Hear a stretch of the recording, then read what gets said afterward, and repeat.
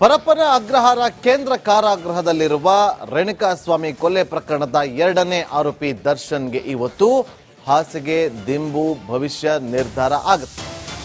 ಹೆಚ್ಚುವರಿ ಹಾಸಿಗೆ ದಿಂಬು ಕೋರಿ ದರ್ಶನ್ ಅರ್ಜಿಯನ್ನ ಸಲ್ಲಿಸಿದರು. ಕೋರ್ಟ್ನಲ್ಲಿ ಇವತ್ತು ದರ್ಶನ್ ಅರ್ಜಿ ಭವಿಷ್ಯ ಇತ್ಯರ್ಥ ಆಗುತ್ತೆ. 57ನೇ ಸಿಸಿಎಚ್ ಕೋರ್ಟ್ನಲ್ಲಿ ಇವತ್ತು ತೀರ್ಪು ಹೊರಬೀಳುತ್ತೆ.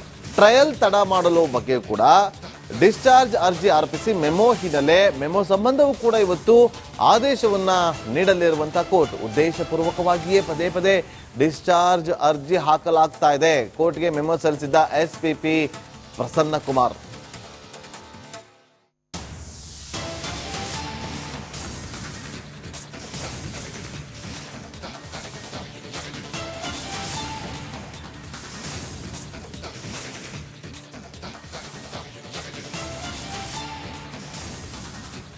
ಮತ್ತಷ್ಟು ಮಾಹಿತಿಯನ್ನು ಕೊಡೋದಕ್ಕೆ ನಮ್ಮ ರಿಪೋರ್ಟರ್ ಅರವಿಂದ್ ನೇರ ಸಂಪರ್ಕದಲ್ಲಿ ಜಾಯ್ನ್ ಆಗಿದ್ದಾರೆ. ಅರವಿಂದ್, ಇವತ್ತು ತೀರ್ಪು ಹೊರಬೀಳುತ್ತೆ, ಏನ್ ನಿರೀಕ್ಷೆ ಇದೆ? ಹೆಚ್ಚುವರಿ ಹಾಸಿಗೆ ದಿಂಬು ಸಿಗುತ್ತಾ ದರ್ಶನ್ಗೆ ಅಥವಾ ಇಲ್ವಾ? ಏನಾಗ್ಬೋದು?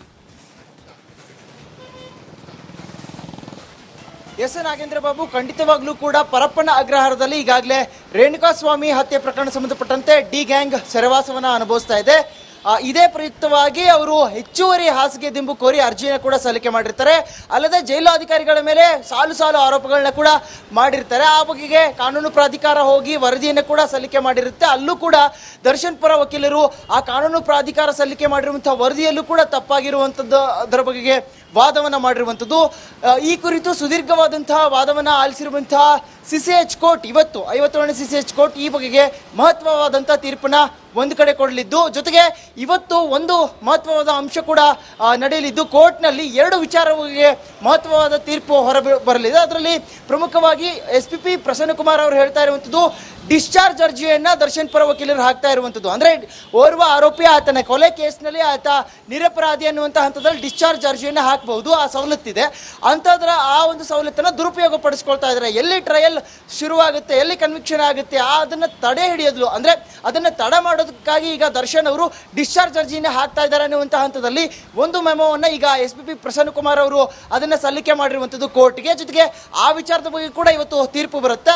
ಅದಲ್ಲದೆ ಈಗ ಏನು ಹೆಚ್ಚುವರಿ ಹಾಸಿಗೆ ಹಾಗೆ ದಿಂಬುವನ್ನು ಕೋರಿ ಅರ್ಜಿಯನ್ನು ಸಲ್ಲಿಕೆ ಮಾಡಿದ್ದಾರೆ, ಈ ಎರಡು ವಿಚಾರಗಳ ಬಗೆಗೆ ಇವತ್ತು 57ನೇ ಸಿಸಿಎಚ್ ಕೋರ್ಟ್ ಮಹತ್ವವಾದಂಥ ತೀರ್ಪನ್ನು ಕೊಡುತ್ತೆ. ಮುಖ್ಯವಾಗಿ ಇಲ್ಲಿ ದರ್ಶನ್ ಅವರು ಹೆಚ್ಚುವರಿ ಹಾಸಿಗೆ ದಿಂಬನ್ನ ಕೊಡಿ ಎನ್ನುವಂಥ ಅರ್ಜಿ ಒಂದು ಕಡೆ ಸಲ್ಲಿಕೆ ಮಾಡಿದರೆ, ಮತ್ತೊಂದು ಕಡೆ ಟ್ರಯಲ್ ಏನು ಶುರುವಾಗುತ್ತೆ. ಇಲ್ಲಿ ಪ್ರಮುಖವಾಗಿ ದರ್ಶನ್ ಅವರ ವಿರುದ್ಧ ಸಾಲು ಸಾಲು ಸಾಕ್ಷಿಗಳಿದಾವೆ. ಹಾಗಾಗಿ ಇದನ್ನ ಎಲ್ಲೋ ಒಂದು ಕಡೆ ತಡ ಮಾಡೋದಕ್ಕಾಗಿ ಡಿಸ್ಚಾರ್ಜ್ ಅರ್ಜಿಯನ್ನು ಹಾಕ್ತಾ ಇದ್ದಾರೆ ಅನ್ನುವಂಥ ಆರೋಪ ಕೇಳಿ ಬರ್ತಾ ಇದೆ. ಒಟ್ಟಿನಲ್ಲಿ ಹಾಸಿಗೆ ದಿಂಬು ವಿಚಾರದಲ್ಲಿ ಎಲ್ಲೋ ಒಂದು ಕಡೆ ದರ್ಶನ್ ಅವರಿಗೆ ಕಾನೂನು ಪ್ರಾಧಿಕಾರ ನೀಡಿದಂಥ ವರದಿ ಏನಿದೆ ಅಲ್ಲಿ ಹಿನ್ನಡೆಯಾಗಿದೆ. ಹಾಗಾಗಿ ಅವರಿಗೆ ಬಹುತೇಕ ಹೆಚ್ಚುವರಿ ಹಾಸಿಗೆ ದಿಂಬು ಸಿಗುವುದಿಲ್ಲ ಅನ್ನುವಂಥ ಮಾಹಿತಿ ಬರ್ತಾ ಇರುವಂಥದ್ದು. Nagendra Babu. Okay, thank you Arvind ನಿಮ್ಮೆಲ್ಲ ಮಾಹಿತಿಗಾಗಿ.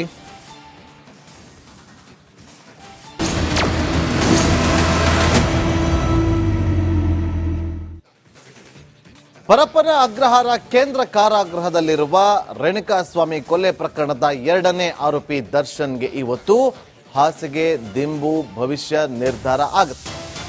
ಹೆಚ್ಚುವರಿ ಹಾಸಿಗೆ ದಿಂಬು ಕೋರಿ ದರ್ಶನ್ ಅರ್ಜಿಯನ್ನ ಸಲ್ಲಿಸಿದರು.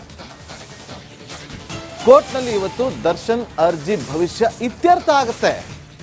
57ನೇ ಸಿಸಿಎಚ್ ಕೋರ್ಟ್ನಲ್ಲಿ ಇವತ್ತು ತೀರ್ಪು ಹೊರಬೀಳುತ್ತೆ.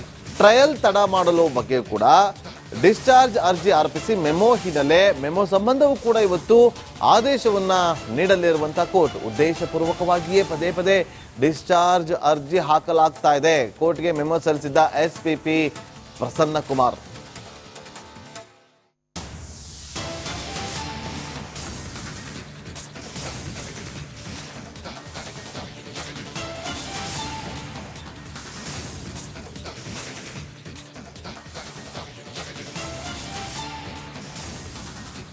ಮತ್ತಷ್ಟು ಮಾಹಿತಿಯನ್ನು ಕೊಡೋದಕ್ಕೆ ನಮ್ಮ ರಿಪೋರ್ಟರ್ ಅರವಿಂದ್ ನೇರ ಸಂಪರ್ಕದಲ್ಲಿ ಜಾಯ್ನ್ ಆಗಿದ್ದಾರೆ. ಅರವಿಂದ್, ಇವತ್ತು ತೀರ್ಪು ಹೊರಬೀಳುತ್ತೆ, ಏನ್ ನಿರೀಕ್ಷೆ ಇದೆ?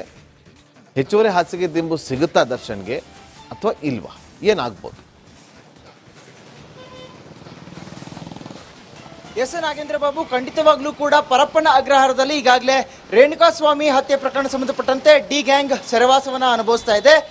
ಇದೇ ಪ್ರಯುಕ್ತವಾಗಿ ಅವರು ಹೆಚ್ಚುವರಿ ಹಾಸಿಗೆ ದಿಂಬು ಕೋರಿ ಅರ್ಜಿನ ಕೂಡ ಸಲ್ಲಿಕೆ ಮಾಡಿರ್ತಾರೆ.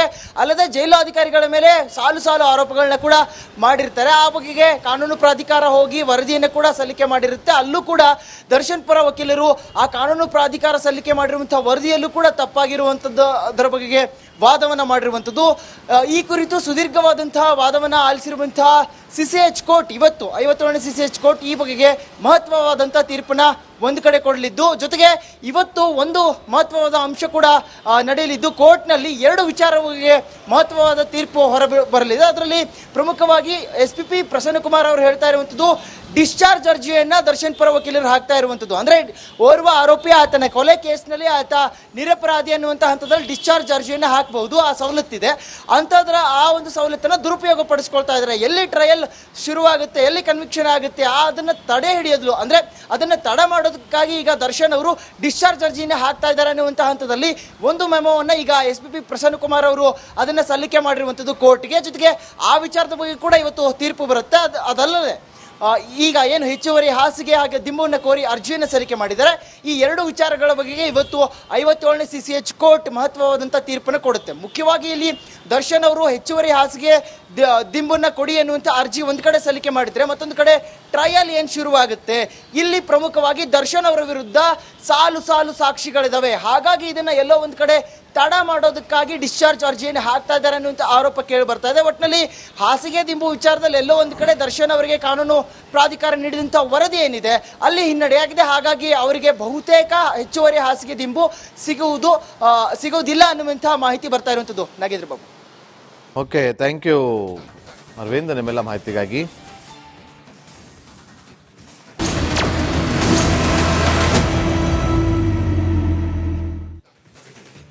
ಪರಪ್ಪನ ಅಗ್ರಹಾರ ಕೇಂದ್ರ ಕಾರಾಗೃಹದಲ್ಲಿರುವ ರೇಣುಕಾಸ್ವಾಮಿ ಕೊಲೆ ಪ್ರಕರಣದ 2ನೇ ಆರೋಪಿ ದರ್ಶನ್ಗೆ ಇವತ್ತು ಹಾಸಿಗೆ ದಿಂಬು ಭವಿಷ್ಯ ನಿರ್ಧಾರ ಆಗುತ್ತೆ.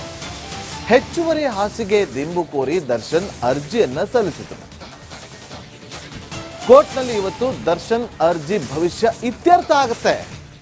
57ನೇ CCH ಕೋರ್ಟ್ನಲ್ಲಿ ಇವತ್ತು ತೀರ್ಪು ಹೊರಬೀಳುತ್ತೆ. ಟ್ರಯಲ್ ತಡ ಮಾಡಲು ಬಗ್ಗೆ ಕೂಡ ಡಿಸ್ಚಾರ್ಜ್ ಅರ್ಜಿ ಆರೋಪಿಸಿ ಮೆಮೊ ಹಿನ್ನೆಲೆ ಮೆಮೊ ಸಂಬಂಧವೂ ಕೂಡ ಇವತ್ತು ಆದೇಶವನ್ನ ನೀಡಲಿರುವಂತಹ ಕೋರ್ಟ್ ಉದ್ದೇಶಪೂರ್ವಕವಾಗಿಯೇ ಪದೇ ಪದೇ ಡಿಸ್ಚಾರ್ಜ್ ಅರ್ಜಿ ಹಾಕಲಾಗ್ತಾ ಇದೆ. ಕೋರ್ಟ್ಗೆ ಮೆಮೊ ಸಲ್ಲಿಸಿದ್ದ SPP ಪ್ರಸನ್ನಕುಮಾರ್.